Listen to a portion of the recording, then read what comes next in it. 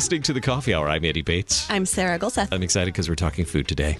It's been a while since we've talked about food. I'm surprised. I mean, we talk about food all the time, but today, we get to focus on food because 12 minutes. It's back to school time, and families, I'm sure, are facing the new schedule, returning to that school time schedule. So we're going to talk about some really tasty and healthy options for busy families back to school with our rockstar dietitian. Thanks to Concordia University, Wisconsin for supporting the Coffee Hour. Find out more about Concordia University, Wisconsin at cuw.edu. Live uncommon. Joining us today, Sara Correnti. She's manager of health and wellness with Concordia Plan Services, or as I like to call her, our rockstar dietitian, because she always brings us great ideas for healthy meals that are also really awesome and enjoyable, like really tasty. Welcome back, Sara. Hey, thank you. It is so fun to always get to talk with you because I know that usually means food. Last time I think we talked, it was Christmas cookies. So it's been a while since we talked. Oh, yeah. Wow, that was a while ago. I know. It's been a while. So it's almost time to start talking about Christmas cookies again. Yeah. Kind of is, yeah. Yeah, it is. Like my son saw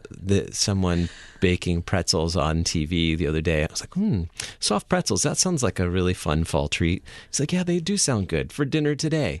Okay. I mean, it's September in like a week and a half. So we may have made soft pretzels that day. Why not? Home. It was fun. No shame. They were whole grain, so there you go. It's a healthy choice. Yeah. You have some healthy choices for us because it's back to school time, and that involves your family too. Your kids are on a somewhat of a schedule now too, right? Yeah, well, they start next week, so holding out one more week. But yeah, we have to get back into packing lunches for school, getting stuff ready, and getting them out of the house, fed and ready for the day. Yeah, like all the things that we haven't done in a few months. It's kind of, it makes me think, how did I do this before, right? But here we are. So like a lot of people, right? Exactly. Trying to get out the door, fed, and then also planning meals for the rest of the day as well. Planning, that's probably the key, isn't it? It helps. It helps. Yeah, okay. For sure. It does. But it doesn't have to be like super complicated, which is, I brought a cool tool that can help with that I started using. Yeah. It's called Plan to Eat. It's this really great website. You can load in all of your recipes, those ones on Pinterest that you pin but never do anything with. You can load them all in there, then drop and click all of your recipes into like a meal plan. And then it will generate your shopping list. And then if you have Instacart, it'll drop it right into your cart for you.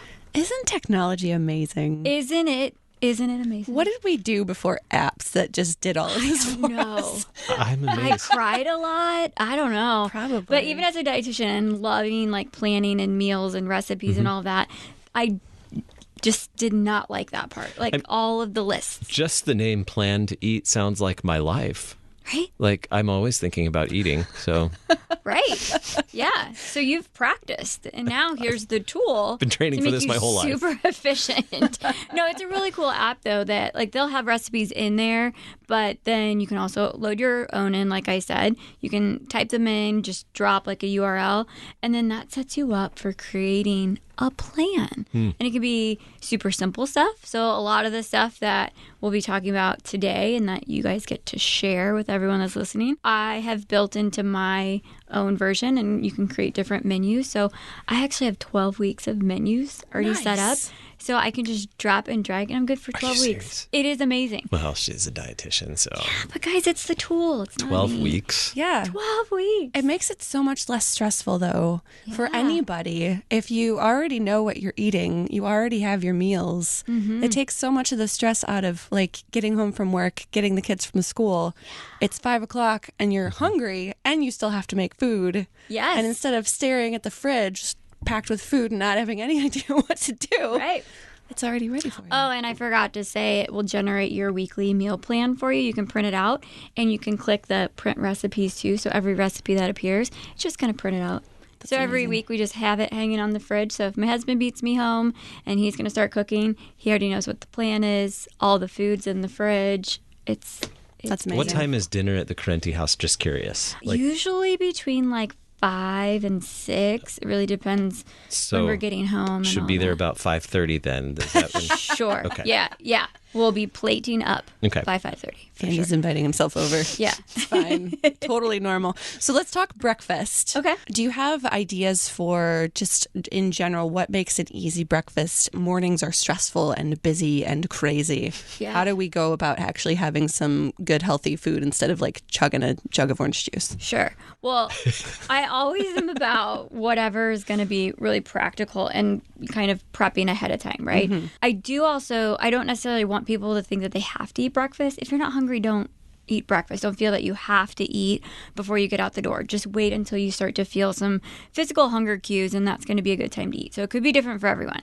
But whatever that first meal is, there are some really quick and easy things. I've included for you all today a recipe where you can make oatmeal in the crock pot overnight. And when we do this, it tends to be a winter kind of favorite in our house. You just put it in the crock pot before you go to bed, and it slowly cooks and gets nice and creamy by the morning. And then it's enough for the whole week. So I can just portion it out. So just 1 5-minute dump of everything and you're set for the week. You have your portions to go, you just warm it back up. So that one's really easy, really hearty, full of lots of fiber and water, keep you nice and full. Pair it with some easy protein if you want a hard-boiled egg or something like that with it. It'll really help to keep you fuller longer and give you a lot of those extra nutrients and things like fiber and stuff that's going to help you in your health. I'm glad you mentioned like pairing that with a hard-boiled egg. That is like my easy, especially when traveling, that's my easy go-to protein for breakfast. Hard-boiled egg.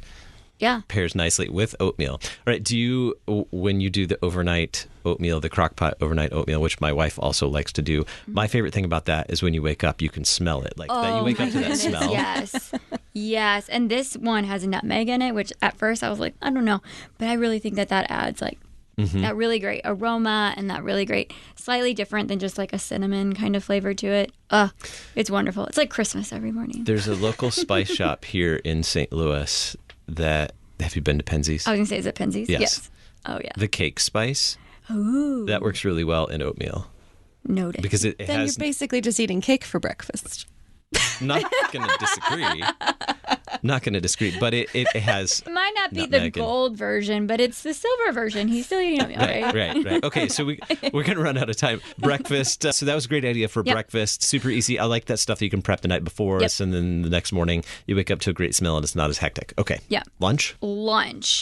Okay, so one of the things that I've been on this summer, one, because it's super easy, but two, because it's just kind of like a grown-up Lunchable, are protein boxes. So super easy to make at home, and you can really get creative with this. I'm not a big, like, walnuts and kind of, like, dried fruit kind of fan, but if you wanted those, you could definitely put those in there. But finding some protein and some produce, throwing it in a box, or you could put it in a container separated by sandwich bags or cupcake liners, really you have a lot of room here.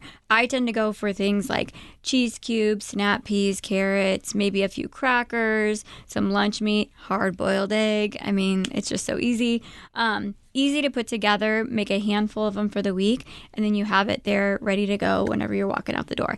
And it's also great for kids' lunches, too, because they don't have to worry about it being like a reheatable kind of thing. And then they can get in on it, too. When kids are more involved in food prep, they're more likely to eat it. So let them have some creativity there. If they want to throw a few goldfish in or a cheese stick or whatever it is that they really find enjoyable, then yeah, fair game. Do that. What kinds of portions and like ratios are we talking when we're kind of picking and choosing foods to put together into one of these things? Yeah, great question. Really, when you approach any meal, I always recommend people to go for protein first and then their produce, because carbs are easy for everyone, right? I don't really need to tell people to prioritize carbs. So if you prioritize those two first, that's really going to set you up for success. So protein, it could be anything. It could be lunch meat, eggs, it could be tofu, it could be nuts. It really can it depends on your preferences. But then also you really have to think about what your health priorities are. So for me, I've been doing a lot of outdoor workouts this summer. I need the extra sodium. So for me right now, eating things like lunch meat or beef jerky, those are things that I really need. Those are the good things. I can't say that's the case for everyone. So you really need to be working with your doctor, listening to what your health risks are, maybe pairing up with a dietitian and understanding what are the foods that are going to be the best choices for me. Does that help? Probably not. Yeah. Okay, good. Yeah, what your lifestyle entails. and talking with your doctor, your health professional about what that means in terms of what your needs are, dietary wise. Yeah. And maybe like talk to a dietitian. That's a good idea. Right. Because they're also going to be able to guide you on things outside of health risk. Like your doctor is going to be focused on blood pressure or cholesterol or something, where a dietitian will always also take into account your lifestyle. So are you a construction worker, or are you like a marathon runner? Those kinds of people might need more of the nuts and dried fruits because they're very calorie packed. You need to get a lot of things in little tiny bites. I am neither of those people. So then I don't really eat those things. But if I started training for longer things, I might need to. Mm-hmm. So it just kind of varies, and a dietitian can help with that. All right. Dinner. I love dinner. Mm-hmm. I should say I have no affiliation with Crock-Pot or any similar device. Anything that I can make in a Crock-Pot is always a win because it's simple, quick, fast, prep-wise. But there are a few other things that I brought that aren't Crock-Pot because I understand that takes a little bit of forethought. We don't always have it. One of the things that we've been enjoying, this is really an all year round, but this summer I did not coin the term. I got it from a dietitian friend. It's called Eggroll in a bowl. So basically it's an unwrapped egg roll. Super easy. You can use ground turkey, ground chicken, and then you just add in carrots, cabbage, kind of saute it up, put some sesame oil in it to give it some of that Asian flavor. It's great just as is, or it's great wrapping it up in a wrap. So you can really kind of make it whatever it is that you want. A good kind of eat it for dinner, but great for a leftover then the next day. You can throw it on top of some greens and make it more into a salad. So lots of options there. And it's like 20 minutes max.